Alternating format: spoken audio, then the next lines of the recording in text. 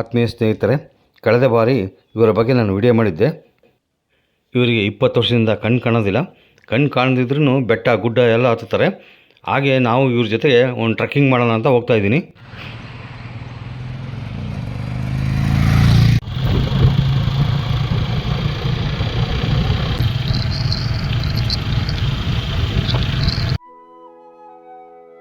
ಇದು ಚಿತ್ರದುರ್ಗ ಜಿಲ್ಲೆಯ ಗಂಜಿಕಟ್ಟೆ ಗ್ರಾಮ. ಈ ಒಂದು ಸಣ್ಣ ಹಳ್ಳಿ ಒಳಗೆ ಒಂದು ಚಿಕ್ಕದಾದಂಥ ಮನೆಯಲ್ಲಿ ಇವರ ವಾಸಸ್ಥಳ. ಇವರಿಗೆ ಕಣ್ಣು ಇಲ್ದಿದ್ರೂ ಪರಿಸರಕ್ಕೆ ಇವರದಾದಂಥ ಒಂದು ಕೊಡುಗೆ ಕೊಟ್ಟಿದ್ದಾರೆ. 100 ಗಿಡಗಳನ್ನ ಹಾಕಿ ಮರ ಎಮ್ಮರವಾಗಿ ಬೆಳೆಸಿದ್ದಾರೆ. ಚಿಕ್ಕ ವಯಸ್ಸಿನಿಂದನೇ ಭಾಳ ಸ್ನೇಹಿತರು. ಚಿಕ್ಕ ವಯಸ್ಸಿಂದ ಆಡ್ತಾ ಕಣ್ಣು ಹೋದ ತಕ್ಷಣವೇ ಅಲ್ಲಿ ಹೋಗೋಣ, ದೇವಸ್ಥಾನಕ್ಕೆ ಹೋಗೋಣ ಅಂತ ಅಂದ್ಬಿಟ್ಟು ದೇವಸ್ಥಾನ ಹತ್ರ ಬಂದ್ಬಿಟ್ಟು ಈ ಗಿಡ ಮರಗಳೆಲ್ಲ ಹಾಕಿಬಿಟ್ಟು ಎಮ್ಮರವಾಗಿ ಬೆಳೆಸ್ಬಿಟ್ಟು ಇವತ್ತಿನ ದಿನ ಆತ ಕಣ್ಣು ಕಳ್ಕೊಂಡೇನಿ ಕೂಡ ಅಂತ ಅಂದ್ಬಿಟ್ಟು ನಿರಾಸೆ ಆಗಲಿಲ್ಲ. ಆದರೂ ಕೂಡ ಇವತ್ತಿನ ಗಿಡ ಮರಗಳನ್ನೆಲ್ಲ ಬೆಳೆಸಿ ಎಮ್ಮರವಾಗಿ ಬೆಳೆಸಿಬಿಟ್ಟು ಪ್ರಾಣಿ ಪಕ್ಷಿಗಳಿಗೆಲ್ಲ ಒಂದು ಆಧಾರ ಮಾಡಿಕೊಟ್ಟು ಈತ ದೇವಸ್ಥಾನ ಹತ್ರನೇ ಜೀವನ ಮಾಡ್ತಿದ್ದಾನೆ. ಯಾರನ್ನೂ ಏನು ಕೇಳ್ತಾ ಇಲ್ಲ. ಆದರೂ ಕೂಡ ಯಾವುದಕ್ಕೂ ನಿರಾಸೆ ಆಗ್ತಿಲ್ಲ. ಅದರಲ್ಲೇ ಜೀವನ ಮಾಡ್ಕೊಂಡು ಹೋಗ್ತಾ. ಎಷ್ಟು ವರ್ಷ ಆಯ್ತು ಮರ ಹಾಕಿ? ಈಗ ಒಂದು 25ರಿಂದ 30 ವರ್ಷ ಆಗಿರ್ಬೋದು. 30 ವರ್ಷ ಆಗಿರ್ಬೇಕು. ಎಷ್ಟೋ ಪಕ್ಷಿಗಳಿಗೆ ಈ ಆಹಾರ ಕೊಟ್ಟಿದ್ದಾರೆ ಇವರು. ಯಾಕಂದರೆ ಈ ಮರದಲ್ಲಿ ಸಾಕಷ್ಟು ಹಣ್ಣು ಬಿಡ್ತವೆ. ಸೀಸನ್ನಲ್ಲಂತೂ ಸಾಕಷ್ಟು ಪಕ್ಷಿಗಳು ಇರ್ತವೆ. ಇವ್ರದ್ದು ಕೊಡುಗೆ ಅಪಾರವಾದದ್ದು. ಸ್ವಲ್ಪ ಹೌದು ಅಲ್ಲ ನಂಗೆ ಇತ್ತು.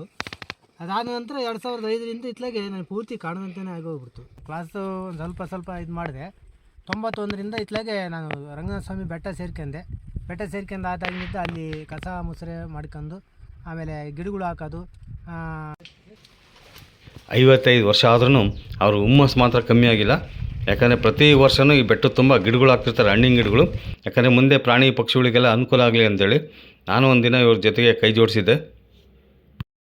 ನನಗಂತೂ ಭಾಳ ಖುಷಿ ಆಯಿತು ಇವ್ರ ಉತ್ಸಾಹ ನೋಡಿ. ಇವ್ರು ಸಾಕಿರೋ ನಾಯಿ ಒಂದೈತೆ. ಇವ್ರು ಎಲ್ಲೇ ಮೇಕೆ ಹೊಡ್ಕೊಂಡೋಗ್ಲಿ, ಕುರಿ ಹೊಡ್ಕೊಂಡೋಗ್ಲಿ, ಗುಡ್ಡದಲ್ಲಿ ಅವ್ರನ್ನೇ ಹಿಂಬಲಿಸುತ್ತೆ. ಆದರೆ ಯಾವುದೇ ತೊಂದರೆ ಆಗದಂಗೆ ಅಷ್ಟು ಚೆನ್ನಾಗಿ ಕರ್ಕೊಂಬರುತ್ತೆ ಅದು ವಾಪಸ್ಸು. ಜೊತೆಗೊಬ್ಬರು ಯಾರನ್ನ ಇದ್ದರೆ ಅವ್ರು ಎಂಥ ಬೆಟ್ಟ ಗುಡ್ಡ ಬೇಕಾದ್ರೆ ಹತ್ತುತ್ತಾರೆ. ಅಲ್ಲಿರೋ ಬಂಡೆ ಕಲ್ಲುಗಳೆಲ್ಲ ನೀರು ಕುಡ್ಕೊಂಡು ಆರಾಮಾಗಿ ಆರೋಗ್ಯವಾಗಿದ್ದಾರೆ. ಕರ್ಕೊಂಡು ಹೋಗೋರು ಒಬ್ರು ಜೊತೆಗಿದ್ದರೆ ನನಗೆ ಹೇಳ್ತೀನಿ ಎಂಬ ಒಂದು ಭಯ ಇರಲ್ಲ. ನೋಡ್ಬೋದು ಎಂಥ ಕಠಿಣವಾದಂಥ ಬೆಟ್ಟ ಗುಡ್ಡಗಳು, ಕಲ್ಲುಗಳು. ಯಾಕಂದರೆ ನಾನು ಹೋಗಿದ್ದೀನಿ ಇವ್ರ ಜೊತೆಗೆ. ಯಾಕಂದರೆ ನಮಗೆ ಸುಸ್ತಾಗುತ್ತೆ, ಆದರೆ ಇವರೆಲ್ಲೂ ಆಯಾಸ ಪಟ್ಕೊಳಲ್ಲ. ಯಾಕಂದರೆ ಎರಡೂ ಕಣ್ಣಿಲ್ಲ. ಆದರೂ ಒಬ್ಬರು ಜೊತೆಗಿದ್ದು ಬಿಟ್ಟರೆ ಎಂಥ ಬೆಟ್ಟ ಬೇಕಾದ್ರೆ ಹತ್ತುತ್ತಾರೆ.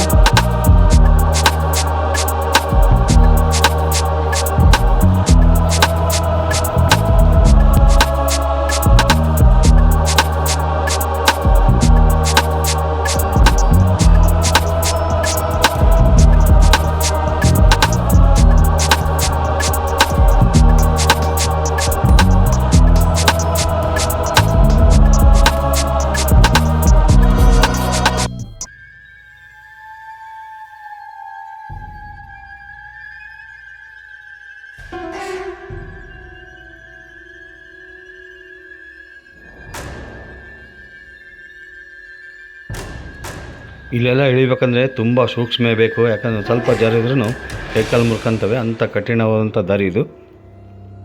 ಈತನ ಹೆಸರು ವಿಠಲ ಅಂತೇಳಿ. ಈತ ಒಬ್ಬನೇ ಇದ್ಬಿಟ್ರೆ ನೀವು ಎಂಥ ಬೆಟ್ಟ ಬೇಕಿದ್ರೆ ಹತ್ತಾನೆ ಈತ. ಅಷ್ಟು ಧೈರ್ಯ ಅವರಿದ್ದರೆ. ಯಾಕಂದರೆ ಸಾಮಾನ್ಯದ ಮಾತಲ್ಲ, 2 ಕಣ್ಣಿಲ್ಲ, 20 ವರ್ಷದಿಂದ ಕಣ್ಣಿಲ್ಲ. ಆದ್ರೂ ಆತ ಈ ಬೆಟ್ಟ ಗುಡ್ಡಗಳೆಲ್ಲ ಲೀಲಾ ಜಾಲದವಾಗ ಹತ್ತುತ್ತಾನೆ. ಪ್ರತಿ ಸಲನೂ ಬೆಟ್ಟಕ್ಕೆ ಬಂದಾಗಿಂದ ಈತನ ಜೊತೆ ನಾನು ಬೆರೆಯೋಕ್ಕೆ ಆದಷ್ಟು ಪ್ರಯತ್ನ ಪಡ್ತಾ ಇರ್ತೀನಿ. ಯಾಕಂದರೆ ಭಾಳ ವಿಶೇಷವಾದ ವ್ಯಕ್ತಿ ಸರ್ ಇವರು.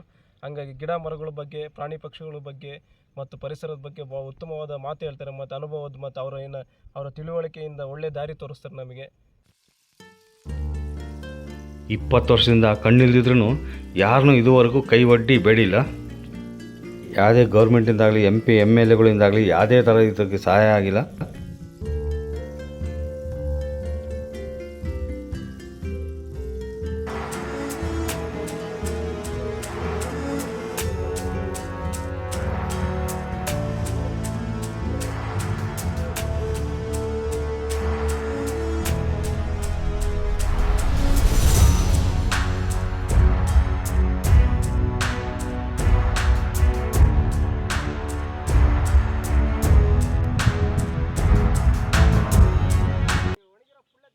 ಯಾರ್ಯಾರೋ ಎಂತೆಂಥದಕ್ಕೋ ಖರ್ಚು ಮಾಡ್ತಾರೆ. ಪಾಪ ಇಂಥವ್ರಿಗೆ ಸಹಾಯ ನಿಜವಾಗ್ಲೂ ಆಗಬೇಕು. ಯಾಕಂದರೆ ಒಳ್ಳೆ ಕೆಲಸ ಮಾಡಿದವ್ರಿಗೆ ನಿಜವಾಗ್ಲೂ ಆ ಫಲ ಸಿಗಬೇಕು. ಇಲ್ಲ ನಾವು ಸ್ವಲ್ಪ ಎಡಿ ಬಿದ್ದ ಅಂದ್ರೆ ಸಾಕು ಓಡಿ ಬಂದ್ಬಿಡ್ತಾವೆ ಈ ನಾಯಿಗಳು ಆತನ ಹತ್ರ. ಅಷ್ಟು ಪ್ರೀತಿ ಆ ನಾಯಿಗಳಿಗೆ. ಆತ ಚಿಕ್ಕ ವಯಸ್ಸಿನಲ್ಲಿ ಹಾಕಿರೋಂಥ ಸಸಿಗಳು ಈಗ ಎಮ್ಮರವಾಗಿ ಆ ಬೆಟ್ಟದ ತುಂಬ ಆವರಿಸ್ಕೊಂಡಿದ್ದಾವೆ. ಬೆಟ್ಟನೇ ಒಂಥರ ಕಾಡಾದಂಗೆ ಆಗೈತೆ. ಇದು ಬಂದು ರಂಗಸ್ವಾಮಿ ಬೆಟ್ಟ, ಜಾನ್ಕೊಂಡದ ಹತ್ರ ಐತೆ. ಈ ಬೆಟ್ಟದ ಮೇಲೆ ಬಂದುಬಿಟ್ರೆ ಎಷ್ಟು ತಂಪಾದಂಥ ಗಾಳಿ ವಾತಾವರಣ ಐತೆ. ಅದಕ್ಕೆಲ್ಲ ಮೂಲ ಕಾರಣವೇ ಈ ಪಾಂಡು. ಇಲ್ಲಿ ದೇವರು ಸೇವೆ ಮಾಡ್ಕೊಂಡು ಇಲ್ಲೇ ಇರ್ತಾರೆ. ಸಂಜೆ ಆಗ್ತಿದ್ದಂಗೆ ಅವ್ರ ಮನೆಗೆ ಹೋಗ್ತಾರೆ.